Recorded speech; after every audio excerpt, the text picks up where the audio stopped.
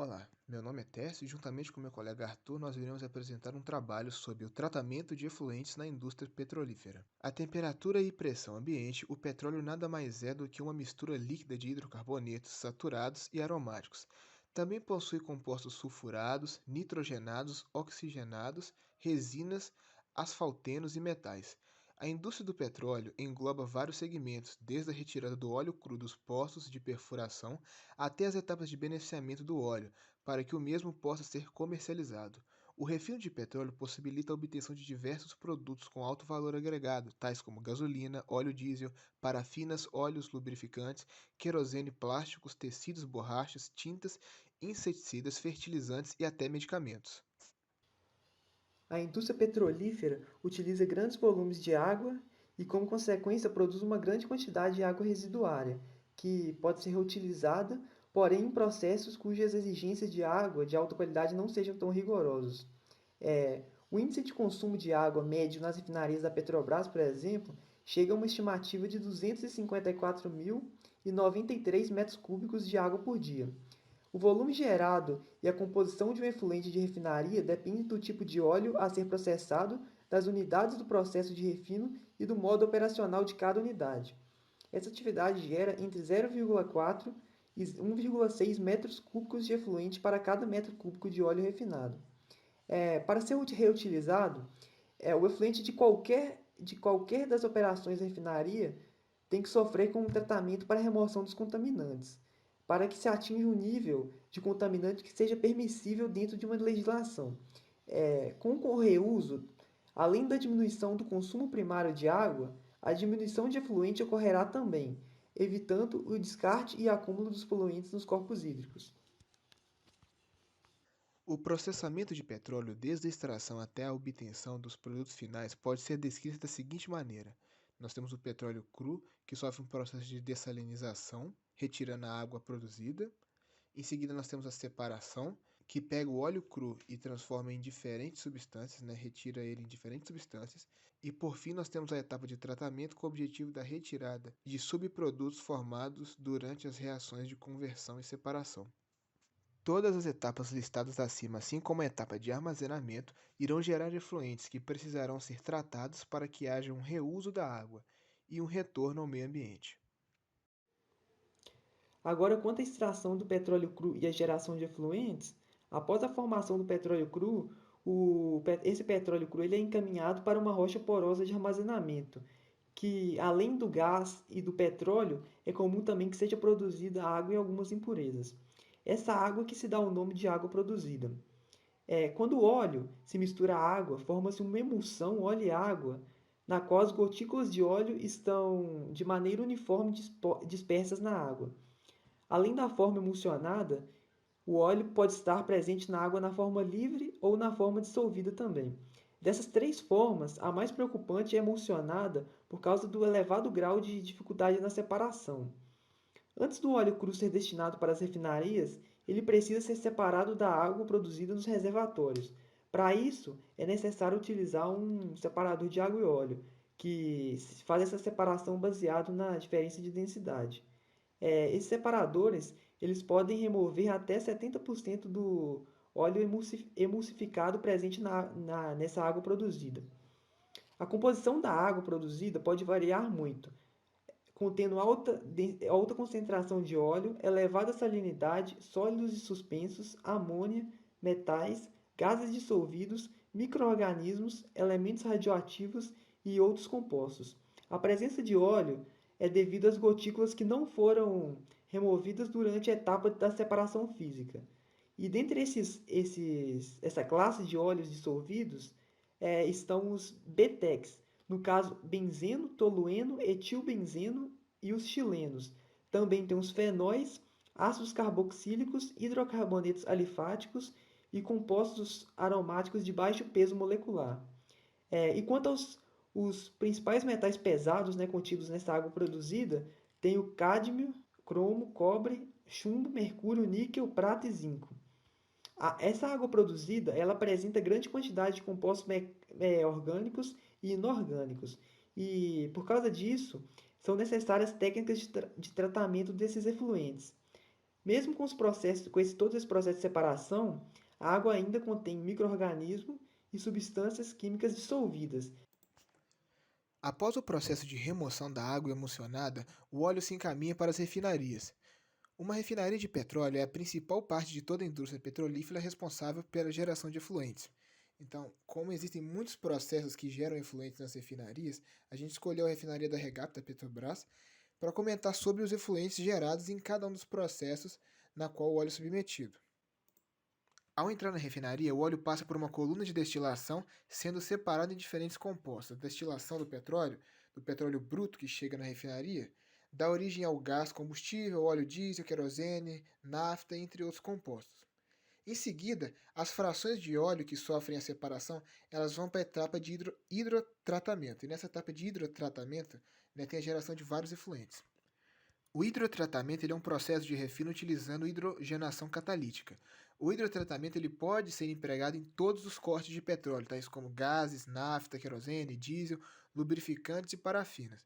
No caso da REGAP, existem unidades de hidrotratamento de nafta, querosene e diesel. Os efluentes gerados nessas unidades, eles contêm enxofre, nitrogênio, oxigênio, halogênio e metais.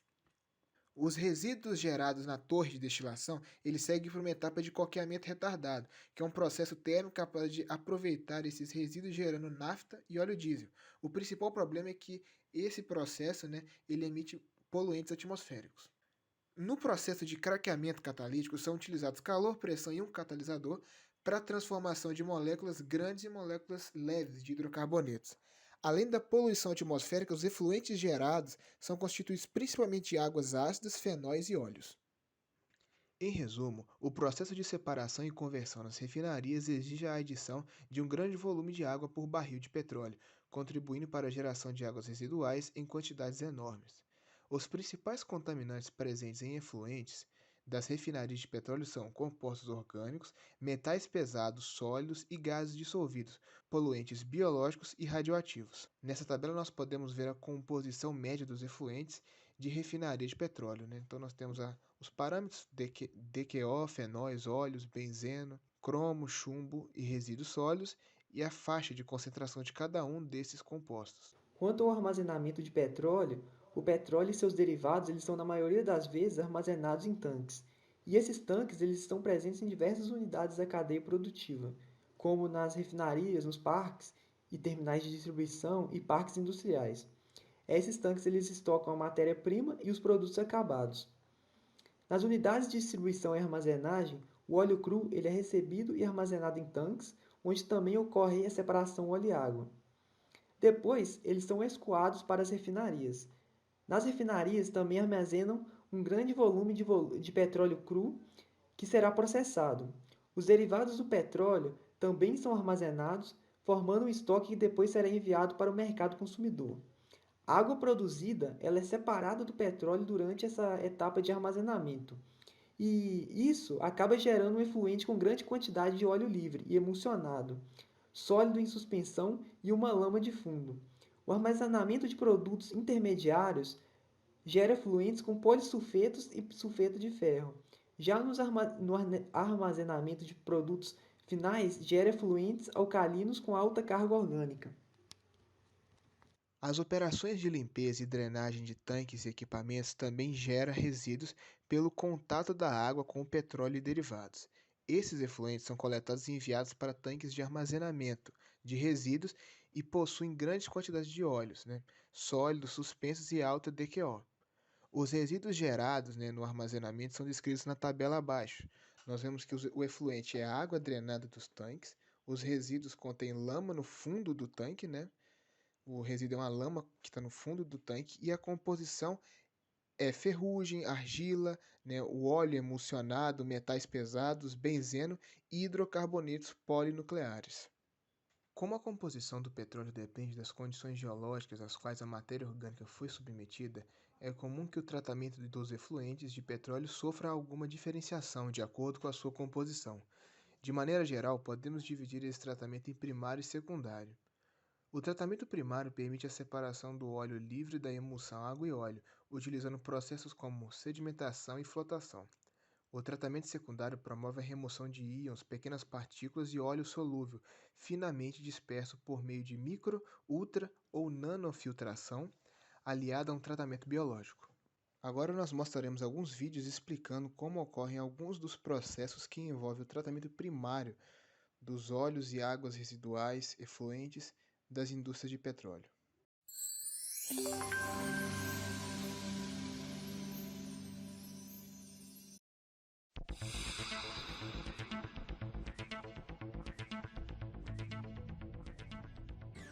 Primeiro, o óleo e a água misturados vão ser levados por canaletas instaladas no piso até o módulo separador de sólidos e sobrenadantes, também conhecido como gradeador. Em seguida, o efluente oleoso é direcionado para a caixa separadora de água e óleo, devidamente projetada para realizar a separação da água e óleo por processo de decantação e coalescência. Inicialmente por decantação, parte do óleo irá flutuar por ter densidade menor. A outra parte do óleo, que ainda está misturada à água no formato de pequenas partículas, passam por placas coalescentes no formato de uma colmeia, localizadas no centro da caixa, que faz com que as gotículas se agrupem, formando gotas maiores, que se direcionam para a superfície novamente por densidade. Já na superfície, esse óleo é capturado novamente pelo skimmer e conduzido por gravidade para o reservatório de coleta de óleo. O óleo coletado no módulo de coleta de óleo posteriormente deve ser removido e destinado ao local apropriado, de acordo com as normas vigentes. A água separada do óleo na caixa separadora será conduzida ao módulo medidor de vazão e coletor de amostras. Um módulo preparado para verificar se o volume de efluentes tratados está de acordo com as especificações do sistema e para possibilitar coletar amostras a serem enviadas ao laboratório para análise da água tratada. A água resultante de todo esse processo poderá ser conduzida à rede coletora de esgoto ou a um outro destino apropriado. Seguindo ainda no processo primário de tratamento, o efluente é encaminhado para as unidades de flotação, onde a principal função é a retirada do óleo emulsionado. O processo pode ser feito a ar dissolvido, no qual ocorre a saturação de ar sob pressão no efluente tratado, ou a ar induzido, onde há a injeção direta de ar na massa líquida através de indutores. Na flotação por ar induzido, a obtenção do sistema partícula-bolha se dá através da injeção de ar através de ejetores ou difusores porosos. Procura-se gerar bolhas de pequeno diâmetro que, no seu movimento ascendente, carreiam o material adsorvido para todo o equipamento, onde ele forma uma espuma. O princípio da flotação por ar dissolvido é o mesmo, diferindo apenas na formação do sistema partícula-bolha. A flotação por ar dissolvido consiste na saturação de ar solúvel no líquido através do aumento de pressão.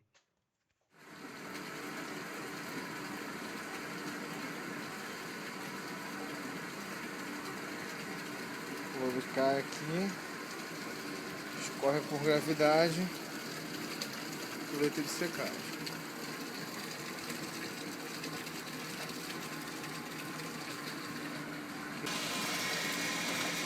Água limpa. Os principais processos físico-químicos e biológicos envolvidos no tratamento de efluentes dessas indústrias de petróleo são os separadores água e óleo, processos que envolvem coagulação, floculação, lagoas de ativação, lodo ativado e filtros biológicos. Os objetivos esperados no tratamento dessa água produzida são remover a graxa e o óleo disperso, desinfecção, remover os sais dissolvidos, remover cálcio e magnésio para diminuir a dureza da água, remover compostos orgânicos solúveis. Na tabela a seguir, a gente tem alguns processos industriais para o tratamento dessa água produzida na indústria do petróleo. Como podemos ver, a tabela aqui, os seguintes processos, as vantagens e as desvantagens deles. Temos o separador gravitacional e o separador de placas onduladas, que tem como vantagem a operação econômica e simples, e as desvantagens têm uma eficiência limitada e é sensível ao aquecimento. Temos também a filtração, que lida com elevado teor de sólidos, porém necessita de uma lavagem contínua. Temos a coagulação, flotação e sedimentação, que lida com sólidos de elevadas concentrações e gotículas de óleo, porém tem uma grande produção de lodo, tem as membranas, que remove o óleo solúvel, e devido ao fluxo baixo, a vida útil dessas membranas é reduzida. E temos também o tratamento biológico, que remove o óleo solúvel, tem alta tolerância para óleo e graxa, porém necessita de um pré-tratamento, o que dificulta mais esse processo. Agora, no tratamento biológico de efluentes, na indústria petrolífera, existem dois tipos de tecnologias para degradar matéria orgânica sob a ação de micro-organismos: aeróbica e anaeróbica. Geralmente, os processos aeróbicos eles são mais recomendados porque os anaeróbicos são muito lentos. O tipo mais comum é o lodo ativado, que possui uma grande quantidade de bactérias, e essas bactérias serão responsáveis, ao entrar em contato com o efluente, a degradar essa matéria orgânica através do processo de oxidação. Após essa degradação alcançar os níveis esperados, a biomassa é recirculada e chega ao início do processo, possibilitando que um grande número de micro-organismos permaneça no meio. A oxidação biológica visa converter os compostos orgânicos desses efluentes em água e dióxido de carbono, sendo que, devido ao baixo custo desse processo, é um dos mais indicados para o tratamento de grandes volumes de resíduos. Só que a alta toxicidade desse tipo de efluente pode impedir que o tratamento seja feito por essa via, sendo que, para que haja altas taxas de degradação, é importante que a carga ela seja misturada com nutrientes e a biomassa esteja em contato com ar em excesso. O tratamento de efluentes utilizando membranas pode ser muito eficiente na remoção de sólidos, pequenos íons e moléculas. As membranas podem ser caracterizadas como um filme fino, semipermeável, que retém seletivamente alguns constituintes de uma solução e permite a passagem de outros. A parcela que passa pela membrana é denominada permeado, enquanto a parcela que fica retida é denominada concentrado. Para que ocorra o transporte de substâncias através da membrana, é necessária uma força motriz. Essa força pode ser um gradiente de pressão, pode ser um gradiente de concentração, um gradiente de potencial elétrico ou um gradiente de potencial químico. As principais tecnologias que utilizam membranas são a microfiltração, a ultrafiltração, a nanofiltração e a osmose reversa. Esses processos eles se diferenciam pelos constituintes removidos. Então, a microfiltração é capaz de diminuir a turbidez, né? E algumas bactérias e vírus são removidas. A ultrafiltração é capaz de remover colóides, proteínas, bactérias e vírus. A nanofiltração é capaz de remover moléculas pequenas, né? Diminuir a dureza e é capaz de remover vírus. A nanofiltração ela é capaz de remover moléculas pequenas, diminuir a dureza, né, do efluente e remover vírus. E a osmose reversa. A osmose reversa ela é capaz de diminuir a dureza, remover a cor, né, do efluente, remoção de nitrato, sódio e outros íons.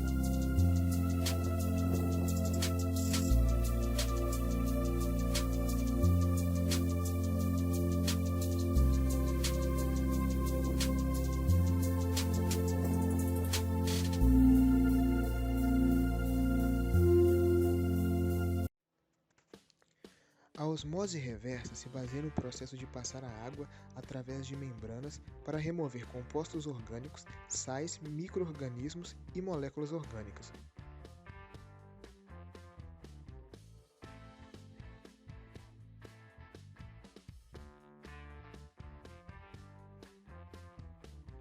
Os equipamentos de osmose reversa correspondem a várias membranas enroladas umas nas outras, na qual o efluente passa através dessas membranas até chegar a um tubo central que direciona o material filtrado.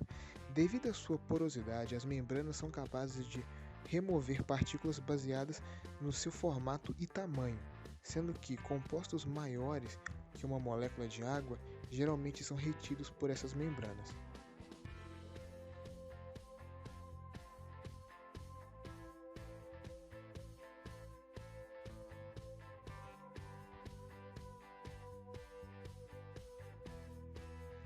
Ao passar pelas membranas, a água filtrada e menos concentrada sai pelo tubo principal e a água mais concentrada passa pelas laterais e escoada pelas laterais até se juntar a outras águas que são mais concentradas para que o processo de filtração com essas membranas ocorra novamente, sendo que 82% do efluente que entra nessas membranas é tratado e se torna água pura.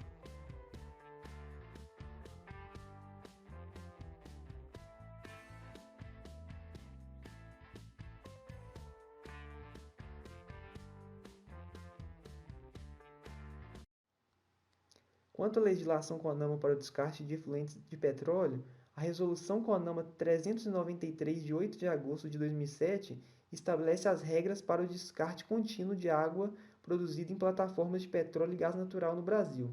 Essa norma ela limita para uma média mensal de 29 mg por litro e concentração máxima diária de 42 mg por litro de óleos e graxas contidas na água produzidas a ser descartada.